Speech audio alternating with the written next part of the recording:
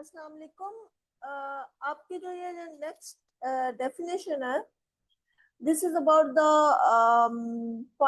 Maximum of for the finite family of measurable functions. ठीक है, so basically अगर आपके पास एक finite family of measurable function है, say F I where I runs from 1 to n, अगर आपके पास समझे आपके पास f1 f2 and so on fn तक एक फाइनाइट फैमिली ऑफ फंक्शन है, तो finite family means the finite family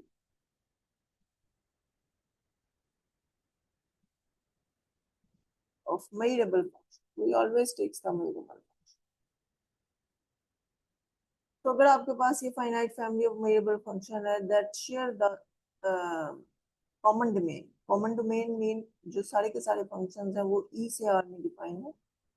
okay, you can take the extended real value extended number system, क्योंकि मैंने आपको शुरू में बताया था कि जो मेजरेबल फंक्शंस हम अज्यूम करें हैं generally extended real value functions assume करें, और ई जो है वो आपकी मेजरेबल इज मेजरेबल। ठीक है, for all I lives between 1 to n। ठीक है, सो ये आपके पास फाइनाइट फैमिली ऑफ फंक्शंस हैं। तो जो मैक्स ऑफ एफ है, सो डिफाइन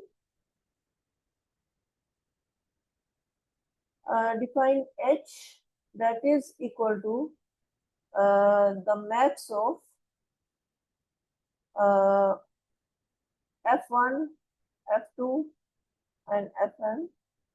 ठीक है, ये मैं h फंक्शन डिफाइन कर रही हूँ, मैक्स ऑफ दिस फंक्शन, और ये जो h है ये आपका सेम डोमेन से होगा, e से r में ही होगा। ठीक है, एंड डिफाइंड एज जो h ऑफ x है वो आपकी वैल्यू होगी the maximum of 1 is less than equal to I is less than equal to n and f on x।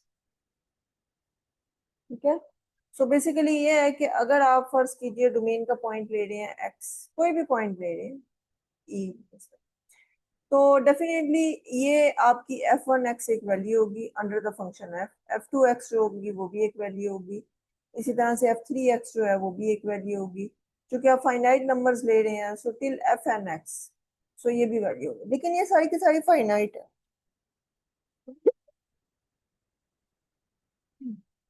लेकिन ये सारी की सारी फाइनाइट है। ठीक है, तो ये जो आपकी सारी की सारी फाइनाइट वैल्यूज है, इसका कोई मैक्सिमम होगा और कोई मिनिमम होगा, तो जो मैक्सिमम होगी डेफिनेटली इनमें से कोई एक वैल्यू होगी, ठीक है, कोई ना कोई एक अज्यूम करेगा यहाँ से। So basically H of x जो होगा वो बेसिकली इन सब की जो मैक्स वैल्यू होगी वो होगी max of f1x f2x and so on fnx। ठीक है, सो ये आपकी मैक्स वैल्यू और ये आपका फंक्शन एच जो है वो डिफाइन है।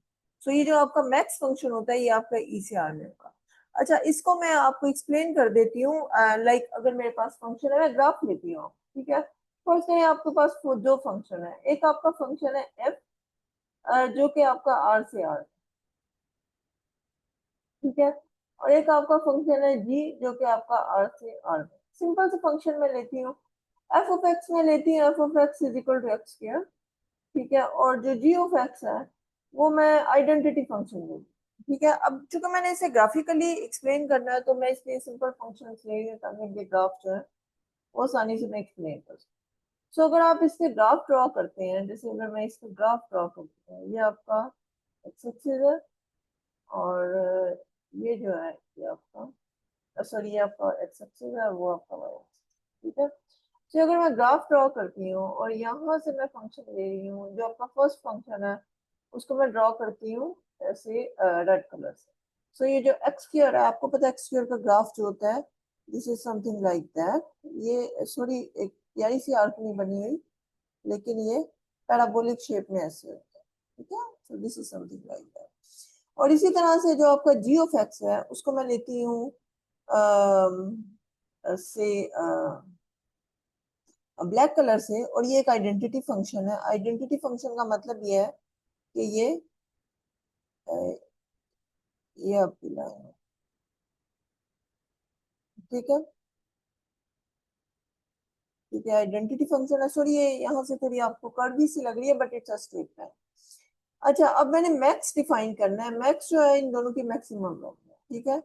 सो उसको जरा मैं थोड़े डार्क शेड से करती हूँ।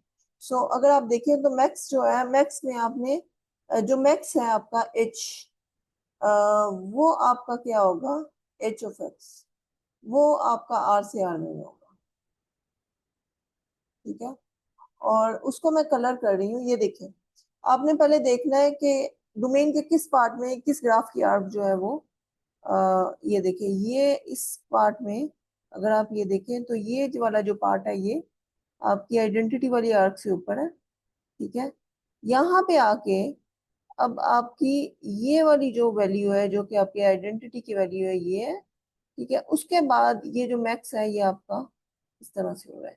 सो अगर आप देखें तो ये वाला जो पार्ट है आपकी आर्क का, ये वाला जो पार्ट है ये आपका जो है आ, ये आपका जो है ये आपका है जी ऑफ एक्स, जी। और ये जो बाकी पार्ट है यहाँ से यहाँ तक, यहाँ पे भी आपका एफ है। और ये चूंकि वन पे, आपको पता है ये दोनों ग्राफ जो होते हैं ये वन पे एक दूसरे को इंटरसेक्ट करते हैं। सो वन के बाद आपका जो ये वाला पार्ट है आपका, ये आपका हो गया अगेन एफ। तो अगर आप मैक्स देखें तो ये है और ये स्ट्रेट लाइन है, स्ट्रेट लाइन के बाद ये फिर पैराबोलिक फॉर्म में ये ऊपर जाना शुरू हो गया। सो this is the max of the function. और ये अगर आप देखें तो ये आपकी मैक्सिमम वैल्यू, आई होप कि आपको समझ आ गई होगी। लेकिन ये जस्ट फॉर एग्जांपल है for two value, for two functions. Three functions का भी आप देखते हैं जो आर्क होती है ग्राफ की, वो above the rest of the part होते हैं, रेस्ट ऑफ द आर्क्स होती है।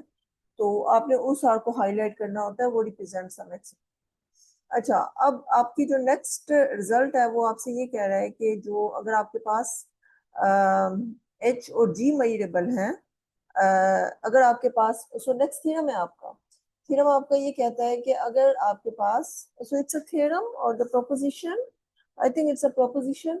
सो प्रोपोजिशन जो है वो आपकी क्या कहती है कि if you have F I from E to are,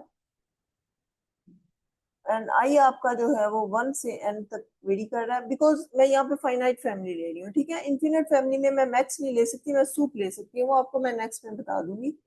so each fi is measurable,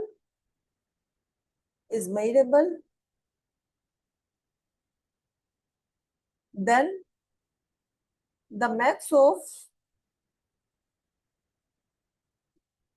uh, f1 of x and f2 of x and so on, fn of x जो है ये भी आपका मेजरेबल होगा, ठीक है।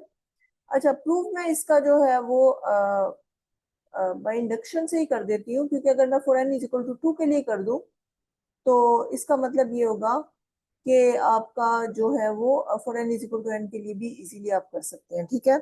सो लेट कर लेते हैं for N is equal to two, N is equal to two के लिए मैं ले लेती हूँ f1 और f2, ठीक है। और मैं h को डिफाइन कर देती हूँ, h of x is equal to the max of f1 of x and f2 of x, ठीक है। सो ये आपका एच डिफाइन है, और एच आपका एक्चुअली अगर एफ वन एफ टू ई से आर में है तो एच भी आपका ई से आर में होगा, ठीक है। अब आपका क्लेम क्या है, क्लेम आपका ये है कि जो आपका एच है वो मेजरेबल है, मेजरेबल।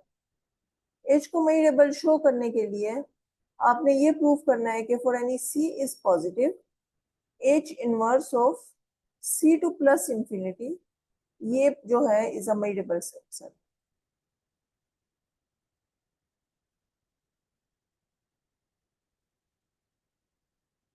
सबसेट ऑफ आर, ठीक है। अच्छा, measurable subset of, sorry E, क्योंकि आपकी जो डोमेन है वो ई। अच्छा, अब क्या है आपका H inverse of C to plus infinity. अच्छा, ये मैं आपको बता दूं कि अगर मैं कोई भी आ, अब मैं ये I will prove that, I will show you that H inverse of C to plus infinity जो है ये एक्चुअली इक्वल होता है किसके, ये इक्वल होता है F1 inverse of C2 plus infinity union F2 inverse of C2 plus infinity.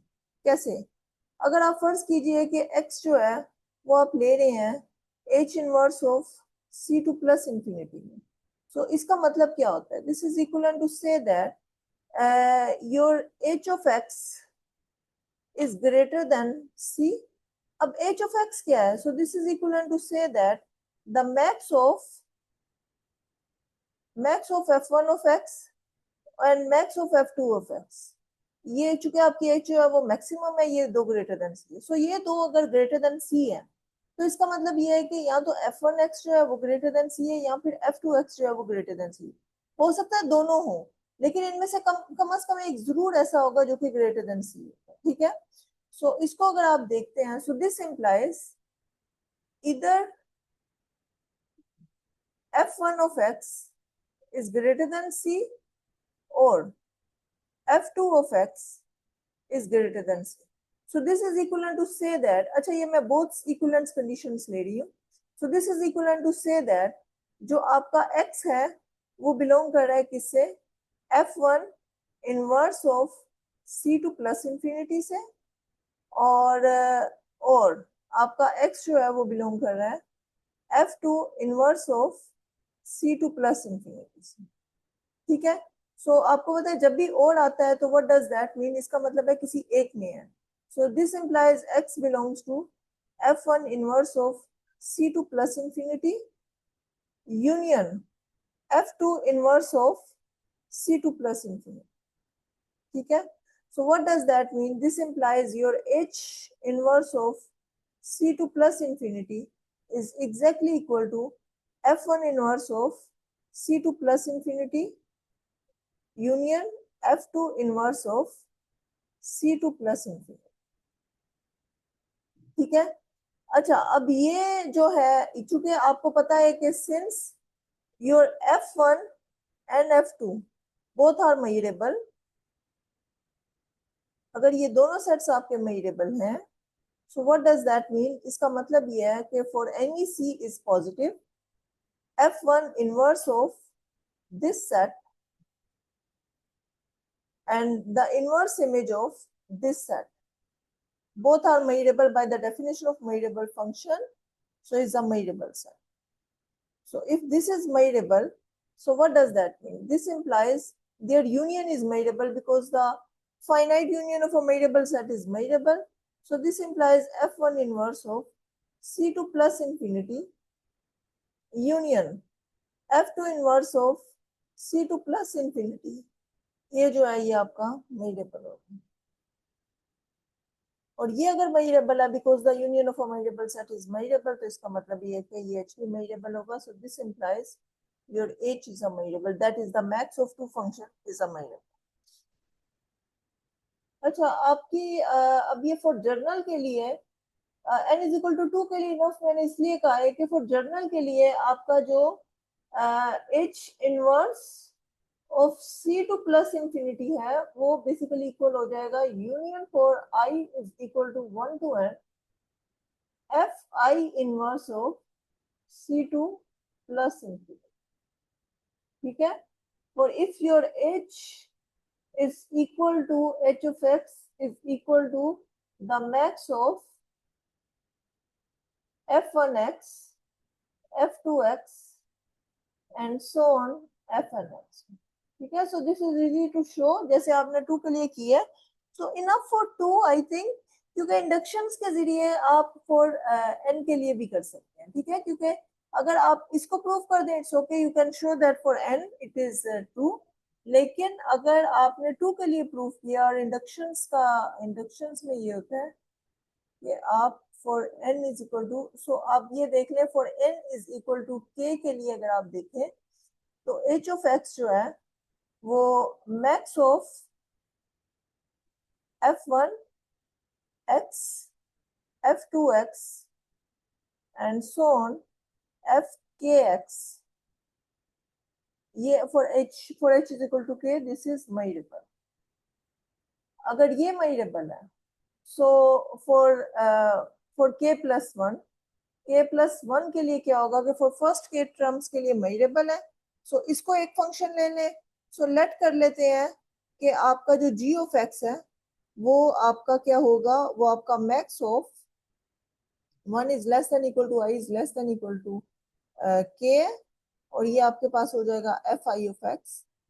सो आपका सपोजिशन क्या कहती है, सपोज कर लेते हैं कि statement is true for n is equal to k, suppose that this is true for n is equal to k, yani whenever I take the first k, the k measurable function, it's mean that uh, the max of these k measurable function is measurable. For k+1 के लिए आप क्या करते हैं कि max of 1 is less than equal to fi of x है आपका, ठीक है।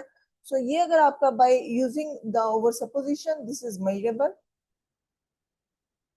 ठीक है। और जो आप अपना सेकंड फंक्शन लेते हैं एफ k+1 जो आप ले रहे हैं, ये आप ले लें this is your another function that is से योर एफ।